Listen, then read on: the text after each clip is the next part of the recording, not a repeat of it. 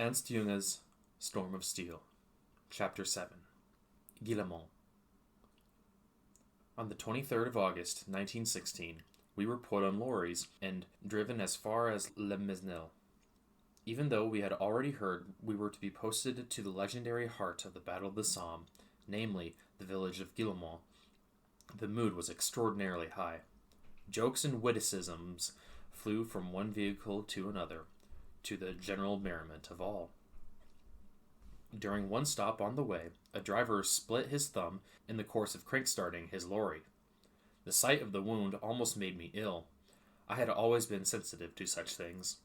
I mention this because it seems virtually unaccountable, as I witnessed such terrible mutilation in the course of the following days. It's an example of the way in which one's response to an experience is actually largely determined by its context.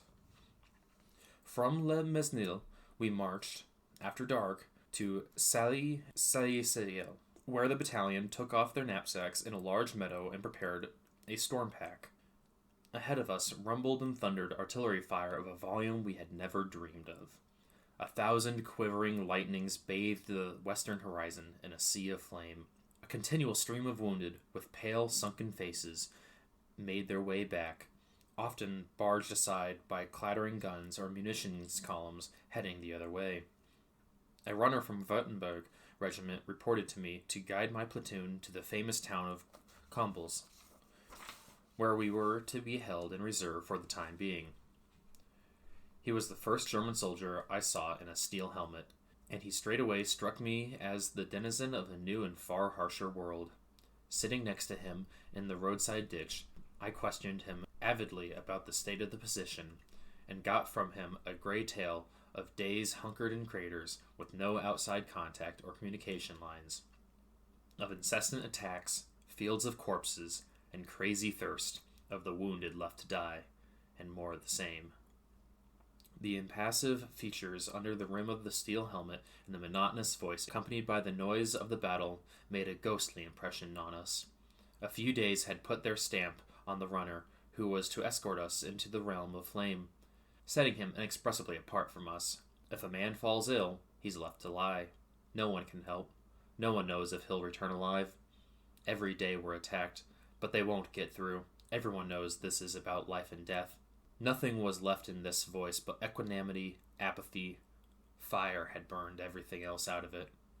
It's men like that you need for fighting. We were marching along a wide road, which ran in the moonlight like a white ribbon across the dark countryside, towards the thunder of guns, whose voracious roar grew ever more immeasurable. Abandon all hope! What gave the scene a particularly sinister aspect was the way all the roads were clearly visible, like a network of white veins in the moonlight, and there was no living being on them. We marched as on the gleaming paths of a midnight cemetery. Before long, the first shells landed left and right of us. Conversations grew quieter and stopped altogether. We listened to the winding approach of each shell with a strange tenseness that seems somehow to sharpen one's hearing. The first real challenge that confronted us was crossing Frégicourt Ferme, a small cluster of houses just past the graveyards at Combres. That was where the noose that had been drawn around Combres was tightest. Everyone wanting to enter or leave the town had to pass through here, in so incessant, very heavy fire, like the focused beams of a magnifying glass, was concentrated on this one little lifeline. Our guide had warned us about this notorious bottleneck. We passed through it at the double, while the ruins clattered around us. Over the ruins, as over all the most dangerous parts of the terrain, lay a heavy smell of death, because the fire was so intense that no one could bother with the corpses. You really did have to run for your life in these places, and when I caught the smell of it as I ran, I was hardly surprised. It belonged to there. Moreover, this heavy, Swedish atmosphere was not merely disgusting. It also, in association with the piercing fogs of gunpowder, brought an almost visionary excitement that otherwise only the extreme nearness of death is able to produce. Here, and really only here, I was to observe that there is a quality of dread that feels as unfamiliar as a foreign country. In moments when I felt it, I experienced no fear as such, but a kind of exulted, almost demoniacal lightness, often attended by fits of laughter I was unable to repress. So far as we were able to see in the dark, Combres was a mere skeleton of its former self. Great amounts of wood and jettisoned household objects told us that its destruction was very recent. After crossing numerous piles of junk, sped on our way by a stream of shrapnels, we reached our quarters, a large house riddled with holes, which I chose for my base with 3 of my sections, while the other 2 settled into the basement of a ruin across the way. At 4 o'clock, already we were roused from our beds put together from bits of furniture, to be given our steel helmets. Coincidentally, we also stumbled upon our sack of coffee beans hidden in the cellar, a discovery swiftly followed by an eager brew-up. After breakfast, I took a long look around the place. In the course of a very few days, heavy artillery had transformed a peaceable town in the hinterland to the image of dread. Whole houses had been flattened or ripped apart by shells, so that the rooms and their furnishings were left hanging over the chaos like theater flats. The smell of corpses oozed from the same buildings, because the first abrupt assault had taken the inhabitants by surprise, and buried many of them in the ruins before they could leave their dwellings. On one doorstep lay a little girl, stretched out in a lake of crimson. All that was left of the streets were narrow footpaths that went snaking through huge mounds of beams and masonry. Fruit and vegetables were moldering away in the ravaged gardens. After lunch, which we put together in the kitchen from an oversupply of iron rations, and which was concluded, of course, by a potent cup of coffee, I went and stretched out in an armchair upstairs. From letters that were laying around, I saw that the house had belonged to a brewer by the name of Lesage. There were open cupboards and wardrobes in the room, an upset washstand, a sewing machine, and a pram. On the walls hung smashed paintings and mirrors. On the floor were drifts, sometimes several feet deep, of drawers pulled out of chests, linens, corsets, books, newspapers, nightstands, broken glass, bottles, musical scores, chair legs, shirts, coats, lamps, curtains, shutters, doors off their hinges, lace, photographs, oil paintings, albums, smashed chests, ladies' hats, flower pots, and wallpaper, all tangled together. Through the splintered shutters, the view was of a square furrowed by bombs, under the boughs of a ragged linden. This confusion of impressions was further darkened by the incessant artillery fire that was raging all around the town. From time to time, the gigantic impact of a 15-inch shell drowned out all other noise. Clouds of shards washed through Combres, splattering against the branches of the trees or striking the few intact roofs, sending the slats slithering down. In the course of the afternoon, the bombing swelled to such a pitch that all that was left was the feeling of a kind of oceanic roar, in which individual sounds were completely subordinated.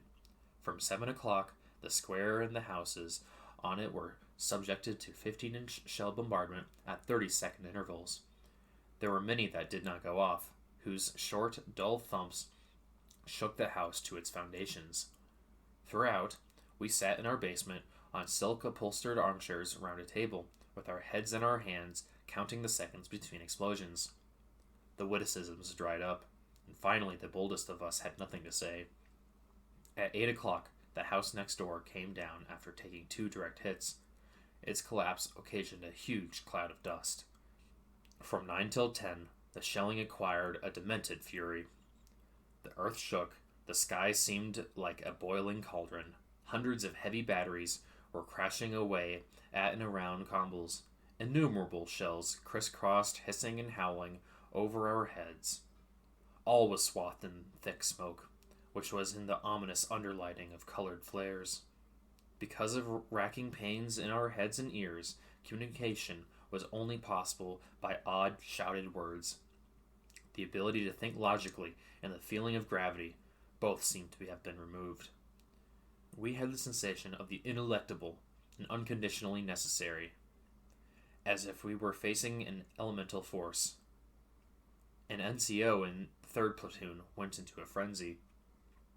At 10 o'clock, this infernal carnival gradually seemed to calm itself, and settled into a sedent drum fire, in which, admittedly, one still was not able to make out an individual shot. At 11 o'clock, a runner arrived with orders to take the men out on the church square. We joined up with the other 2 platoons in marching order. A 4th platoon, under Lieutenant Sievers, had dropped out because they were to take provisions up to the front. They now ringed us as we assembled in this perilous location, and loaded us with bread, tobacco, and canned meat. Sievers insisted I take a pan of butter, shook hands, and wished us luck. Then we marched off in Indian file.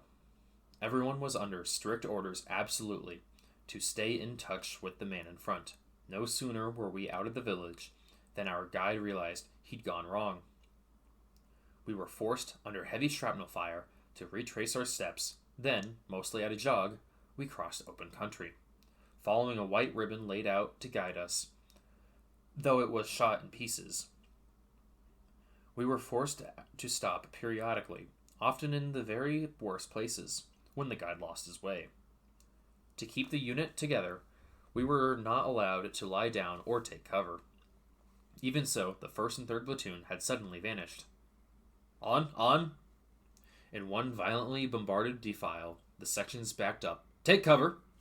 A horribly penetrating smell told us that this passage had already taken a good many of lives. After running for our lives, we managed to reach a second defile, which concealed the dugout of the main front line commanding officer. Then we lost our way again, and in a painful crush of excited men, had to turn back once more. At the most, 5 yards from Vogel and me, a middle-sized shell struck the bank behind us with a dull thump and hurled mighty clods of earth over us. As we thought our last moment had come, finally our guide found the path again, a strangely constellated group of corpses serving as a landmark. One of the dead lay there, as if crucified on the chalk slope. It was impossible to imagine a more appropriate landmark. On! Men collapsed while running. We had to threaten them to use the last energy from their exhausted bodies. Wounded men went down left and right in craters. We disregarded their cries for help. We went on, eyes implacably on the man in front, through a knee-high trench formed from the chain of enormous craters, one dead man after another. At moments, we felt our feet settling on soft, yielding corpses, whose form we couldn't make out on account of the darkness. The wounded man collapsing on the path suffered the same fate. He too was trampled underfoot by the boots of those hurrying onward. And always the Swedish smell. Even little Schmidt, my orderly, who had accompanied me on the odd perilous reconnaissance, was beginning to reel. I snatched his rifle out of his hands, which even in his extremity the good lad tried to resist. At last we reached the front line, which was occupied by men huddled together in little holes. Their dull voices trembled with joy when they learned that we were come to relieve them. A Bavarian sergeant handed over the sector and his flare pistol to me with a few words. My platoon sector was on the right flank of the regiment's position and consisted of a defile hammered by constant shelling into little more than a dip, running through open country from a couple of 100 paces to the left of Guillemont to a little less than that to the right of Bois de Trons. Some 500 paces separated us from the troops to our right, the 76th Infantry. The shelling here was so heavy that nothing could survive. Suddenly, the Bavarian sergeant had disappeared, and I stood all alone, with my flare pistol in my hand, in the midst of an eerie, cratered landscape, masked by patches of creeping fog. Behind me, I heard a stifled, unpleasant sound. With a degree of calm that astonished me, I registered that it came from a bloated, disintegrating corpse. Since I had no idea as to the enemy's possible whereabouts, I went back to my men and told them to be ready for the worst. All of us stayed awake. I spent the night with Paulika and my 2 orderlies in a foxhole no bigger than a cubic yard. When morning paled, the strange surroundings gradually revealed themselves to our disbelieving eyes. The defile proved to be little more than a series of enormous craters full of pieces of uniform, weapons, and dead bodies. The country around, so far as the eyes could see, had been completely plowed by heavy shells. Not a single blade of grass showed itself. The churned up field was gruesome. In among the living defenders lay the dead. When we dug foxholes, we realized they were stacked in layers. One company after another, pressed together into the drum fire, had been mown down, then the bodies had been buried under showers of earth sent up by shells, and then the relief company had taken their predecessor's place, and now it was our turn. The defile and the land behind was strewn with German dead, the field ahead with British. Arms and legs and heads stuck out of the slopes. In front of the holes were severed limbs and bodies, some of which had had coats or tarpaulins thrown over them to save us the sight of the disfigured faces. In spite of the heat, no one thought of covering the bodies with earth. The village of Guillemont seemed to have disappeared without a trace. Just a whitish stain on the cratered field indicated where one of the limestone houses had been pulverized. In front of us lay the station, crumpled like a child's toy. Further to the rear, the woods of Delville, ripped to splinters. No sooner had day broken than a low-flying RAF plane whirled towards us, and, vulture-like, began drawing its circles overhead while we fled into our holes and huddled together. The sharp eyes of the observer must have noticed something anyway, because before long the plane began to emit a series of low, long drawn-out siren tones, coming at short intervals. They put one in mind of the cries of a fabulous creature, hanging piteously over the desert. A little later, and the battery seemed to have taken the signals. One heavy, low-arching shell after the other came barging along with incredible force. We sat helplessly in our refuges, lighting a cigar, then throwing it away again, prepared at any moment to find ourselves buried. Schmidt's sleeve was sliced open by a large shard. With only the third shell, the fellow in the hole next to ours was buried by an enormous explosion. We dug him up again right away. Even so, the weight of the masses of earth had left him deathly tired, his face sunken like a skull. It was Private Simon. His experience had made him wise, because each time anyone moved around in the open while there were airplanes about, I could hear his furious voice and a fist waving from the opening of his tarpaulin-covered foxhole. At 3 in the afternoon, my sentries came to me from the left and stated that they were unable to hold out where they were any longer, as their holes had been shot away. I had to display my full authority to get them back to their stations. What helped me make my case was the fact that I myself was in the place of greatest danger. A little before 10 o'clock at night, a firestorm was directed at the left flank of the regiment, which, 20 minutes later, had moved over to us. Soon we were completely wrapped in smoke and dust, but most of the shells came down just behind or just in front of our trench, if one can use that word for our smashed hollow. As the storm raged around us, I walked up and down my sector. My men had fixed bayonets. They stood stony and motionless, rifle in hand, on the front edge of their dip, gazing into the field. Now and then, by the light of a flare, I saw steel helmet by steel helmet, blade by glinted blade, and I was overcome by a feeling of invulnerability. We might be crushed, but surely we could not be conquered. In the platoon to the left of us, Sergeant Hawk, the unfortunate rat-catcher of Monchy, aimed to discharge a white flare, picked up the wrong flare, and instead sent up a red barrage light, which was taken up in all quarters. Straight away, our own artillery opened up, and it was a joy to behold.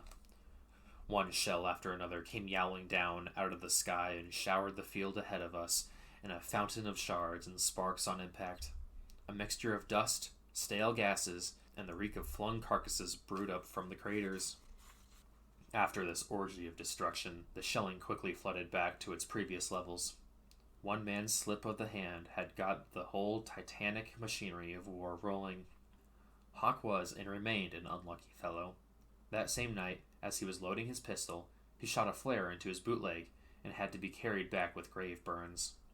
The following day it rained hard, which was no bad thing so far as we were concerned, as once the dust turned to mud, the feeling of dryness in our mouths wasn't so tormenting, and the great clumps of monstrous blue-black flies basking in the sun, they were like velvet cushions to look at, were finally dispersed.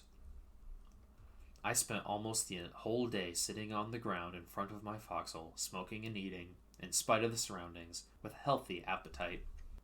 The following morning, Fusilier Nika in my platoon got a rifle shot from somewhere through the chest and against his spine, so that he lost the use of his legs. When I went to see how he was lying soberly in a hole in the ground, looking like a man who had come to terms with his own death. That evening, he was carried back through the bombardment, in the course of which, when the stretcher-bearers suddenly had to dive for cover, he suffered an additional broken leg. He died at the dressing station. That afternoon, one of my men had me come over to look in the direction of Guillemont station from behind a torn-off British leg. Hundreds of British soldiers were running forward through a flat communication trench. Little troubled by the weak gunfire we were able to direct at them, the scene was indicative of the inequality of resources with which we had to fight. Had we essayed the same thing, our units would have been shot to pieces in a matter of minutes. While on our side, there wasn't a single captive balloon to be seen anywhere. The British had about 30 clustered into one vast luminous yellow bunch, watching with Argus eyes for the least movement to show itself anywhere in the crumpled landscape, to have a hail of steel directed against it. In the evening, as I gave out the password, a large shell fragment came buzzing into my stomach. Fortunately, it was almost spent, and so merely stuck my belt buckle hard and fell to the ground. I was so astonished that it took the concerned cries of my men and their offers of water from their canteens to show me that I'd had a near thing. At dusk, 2 members of a British ration party lost their way and blundered up to the sector of the line that was held by the 1st platoon. They approached perfectly serenely. One of them was carrying a large round container of food, the other a longish tea kettle. They were shot down at point-blank range. One of them landed with his upper body in the defile, while his legs remained on the slope. It was hardly possible to take prisoners in this inferno, and how could we have brought them back through the barrage in any case? It was almost 1 o'clock in the morning when I was roused by Schmidt from my half-sleep. Instantly I leapt up and reached for my rifle. Our relief had come. We handed over what there was to be handed over, and as quickly as possible made our way out of the fiendish place. But no sooner had we reached the shallow communication trench than a first clutch of shrapnel blew up in our midst. One ball smashed the wrist of a man in front of me, sending the arterial blood spurting everywhere. He reeled and made to lie down on his side. I took him by the arm, pulled him to his feet in spite of his complaints, and only let go of him when we'd reached the dressing station next to the battle headquarters.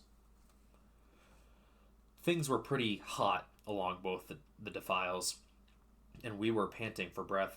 The worst place was a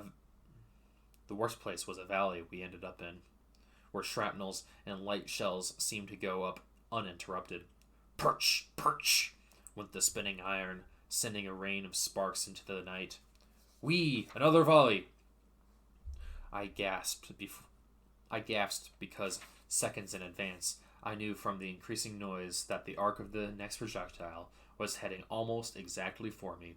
An instant later, there was a heavy crash at my feet, and soft scraps of clay flipped in the air. It was a dud! Everywhere, groups of men, either relieving or being relieved, were hurrying through the night and the bombardment, some of them utterly lost, and groaning with tension and exhaustion. Shouts fell, in orders, and in monotonous repetition the long drawn-out cries for help from the abandoned and the wounded. As we raced on, I gave directions to the lost, pulled some men out of shell holes, threatened others who wanted to lie down, kept shouting my name, and so brought my platoon, as if by a miracle, back to Combres. Then we needed to march via Sallee.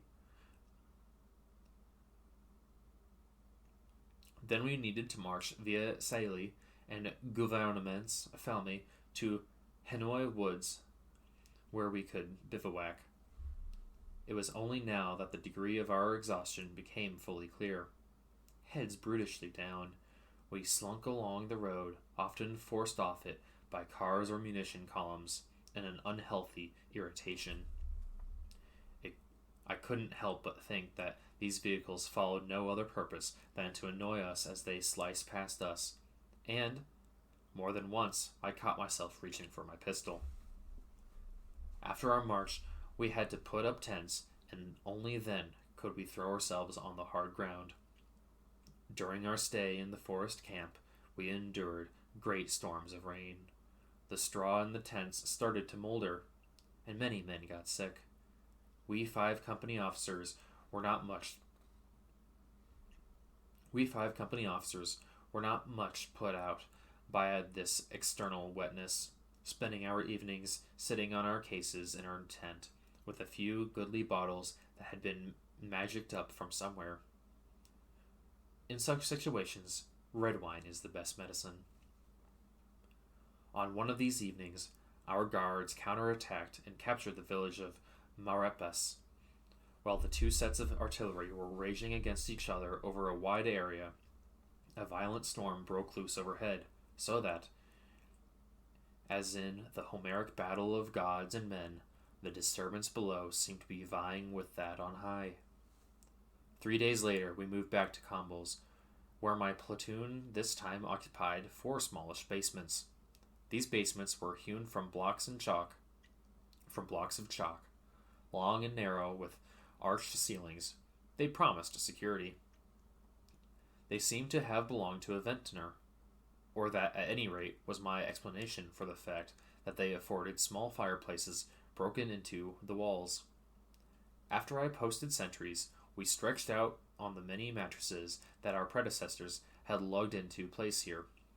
The first morning, things were relatively calm. I took a walk through the ravaged gardens and looted delicious peaches from the espaliered burrows. I looted delicious peaches from their espaliered burrows. On my wanderings, I happened into a house surrounded by tall hedges, which must have belonged to a lover of antiques. On the walls of the rooms hung a collection of painted plates, holy water basins, etchings, and wooden carvings of saints. Old china sat in piles in large cupboards. Ornate leather-bound volumes were scattered about the floor, among them an exquisite old edition of Don Quixote. I would have loved to pick up a memento, but I felt like Robinson Crusoe and the lump of gold. None of these things were of any value here, so great bales of beautiful silks rotted away in a workshop without anyone paying them any attention. You had only to think of the glowing barrage at Fremencourt Ferme, which cut off this landscape, and you soon thought better of picking up any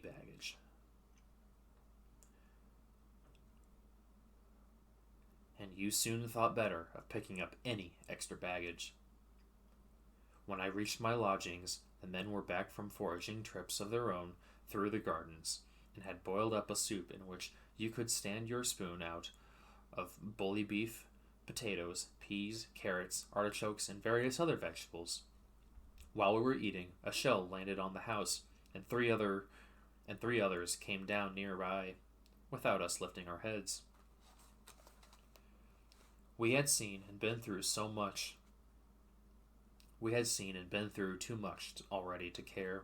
The house must have seen some bloody happenings already, because on a pile of rubble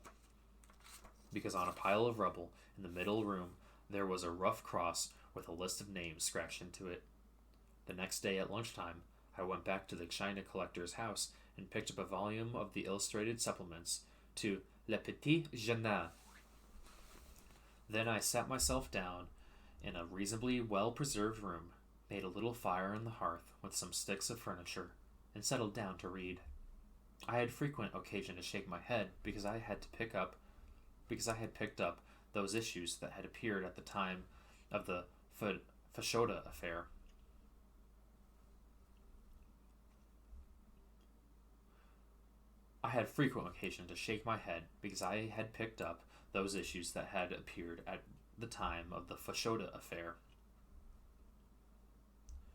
Fashoda being a town in Sudan, and site of an Anglo-French colonial standoff in 1898 involving General Kitchener. The French climbed down, paved the way for the Entente Cordiale, rueful reading material for a German officer of World War I. The time I spent reading was punctuated by 4 bombs hitting the house. At just about 7 o'clock, I turned the last page and went down to the passage outside the basement, where the men were preparing supper at a small stove. No sooner was I standing with them than there was a sharp report outside the front door, and, in the same moment, I felt a piercing blow low down on my left calf. With the immemorial warrior's refrain, "I've been hit!" I took off, pipe of shag smoke in my mouth, down the stairs. Quickly someone brought light, and the thing was examined.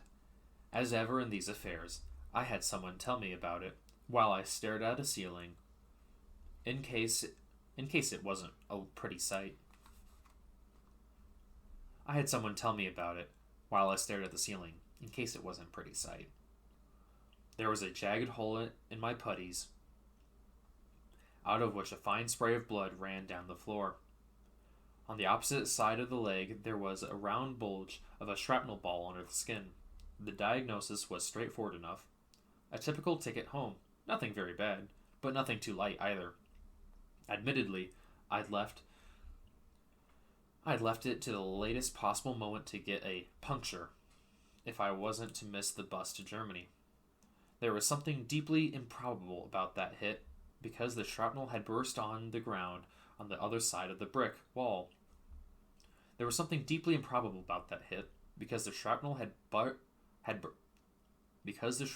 burst on the ground on the other side of the brick wall that surrounded the courtyard. A shell had previously knocked a little hole in this wall, and a tub with an oleander plant stood in front of it.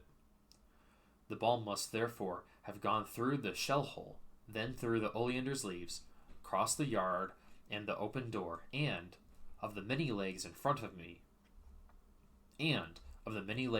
it, had picked precisely this one of mine. After my comrades had bandaged up my wound, they carried me across the street, needless to say, through fire, to the catacombs, and there laid me down on the operating table, while a breathless Lieutenant Wetja held my hand. Our medical major cut out the shrapnel ball with a scissors and a knife, and told me I was a lucky man, because the ball had passed between shin bone and fibula without harming either.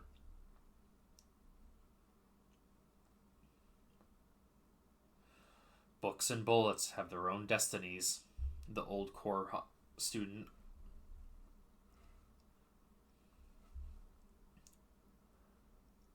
Books and bullets have their own destinies, the old corps student observed, while he left a medical orderly to bandage up the wound. While I lay on a stretcher in a niche of the catacombs waiting for nightfall, I was pleased that a lot of my men came to say goodbye to me. They had a heavy ordeal ahead of them. My revered Colonel von Oppen managed to pay me a short visit.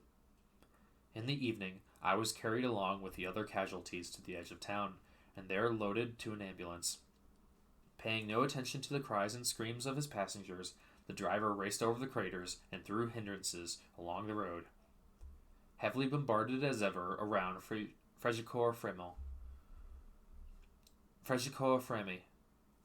and finally passed us on to a car that delivered us to the village church at Fins. The switch of cars took place in the middle of the night outside an isolated group of houses, where a doctor examined the bandages and decided our destiny. Half feverish as I was, I had an impression of a young man whose hair had turned completely white, but who tended our wounds with unimaginable care. The church at Fins was full of hundreds of wounded men. A nurse told me that in the course of the last few weeks, more than 30,000 casualties had been tended and bandaged here.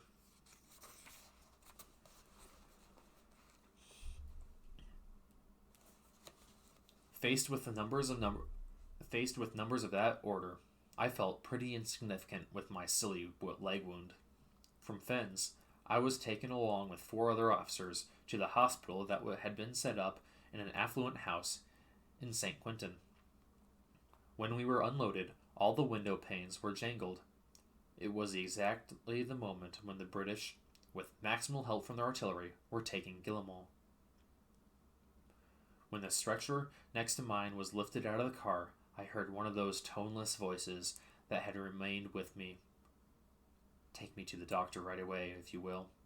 I'm very poorly. I have gas phlegmon. I have a gas phlegmon." That was the term for a horrible form of blood poisoning that often sets in after a man had been wounded and kills him. I was carried into a room where 12 beds stood so close together that one had the impression of a room entirely filled with snow-white pillows. Most of the wounds were grave, and there was a commotion in which, in my feverish state, I dreamily participated. Soon after my arrival, for instance, a young man with a bandage wrapped around his head like a turban leaped up from his bed and addressed us all. I thought it was some rather extravagant sort of joke, only to see him collapse as suddenly as he'd leaped up. His bed was rolled out through a dark little door amid a rather grim silence.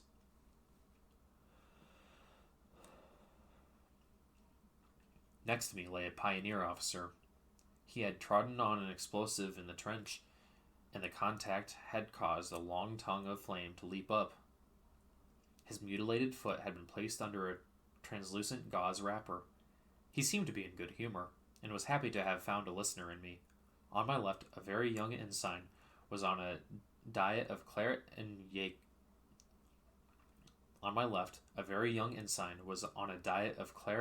egg yolks.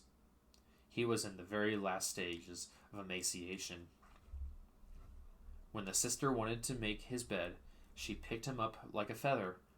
Through his skin, you could see all the bones in his body. When the sister asked him at night whether he wouldn't like to write his parents a nice letter, I guessed it was all up to him.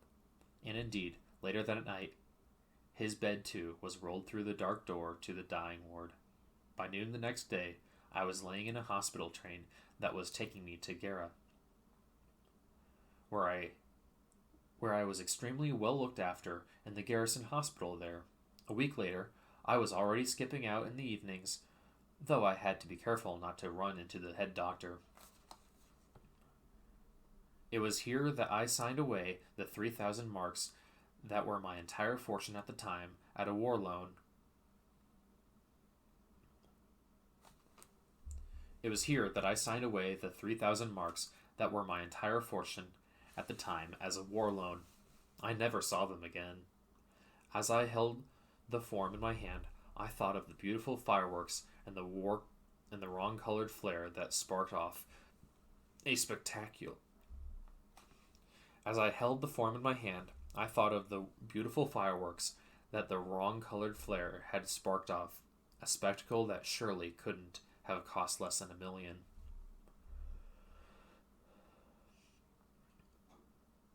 I return now to the dreadful defile, to view the final act of the drama. My sources are the reports of the few men who were wounded and survived, and particularly my orderly, Otto Schmidt.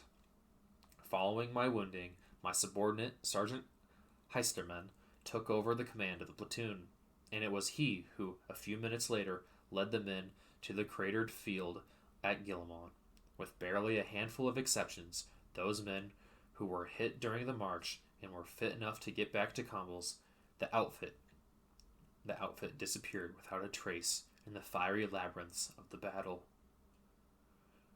The platoon relieved their predecessors and settled into now familiar foxholes. The gap on the right flank had now widened, thanks to incessant withering fire, so that there was no longer any visual communication. On the left side as well, there were now spaces, so that the position resembled a little island adrift in titanic streams of fire. The whole sector was made up of nothing more than similar islands, greater and lesser, but all of them dwindling. The attacker found himself confronting a net whose meshes had grown too wide to catch anything. So as the night passed, with increasing disquiet, And so the night passed, with increasing disquiet. Towards morning, a two-man patrol from the 76th showed up, having groped their way through with incredible difficulty. They went away again into the sea of fire, and that was the last the platoon saw of the outside world. The fire concentrated with ever-growing force on the right flank, and slowly worked to widen the gap, knocking out one pocket of resistance after another. Towards 6 a.m, Schmidt reached for the cooking tin that he left outside our old foxhole to get some breakfast, but all he found was a piece of flattened and riddled aluminum. Some of the shelling started up again and slowly raised itself to a crescendo that was inevitably interrupted as the sign of imminent attack. Airplanes appeared and, like jabbing vultures, began circling low over the ground. Heistermann and Schmidt, the only occupants of the tiny hole in the ground that had miraculously survived for so long, knew that the moment had come for their stand. As they stepped out into the smoke and dust-filled defile, they saw they were utterly alone. In the course of the night, the bombardment had smashed the last sparse bits of cover between them and the right flank, and buried their occupants under quantities of earth. But to the left of them as well, the rim of the defile turned out to be devoid of defenders.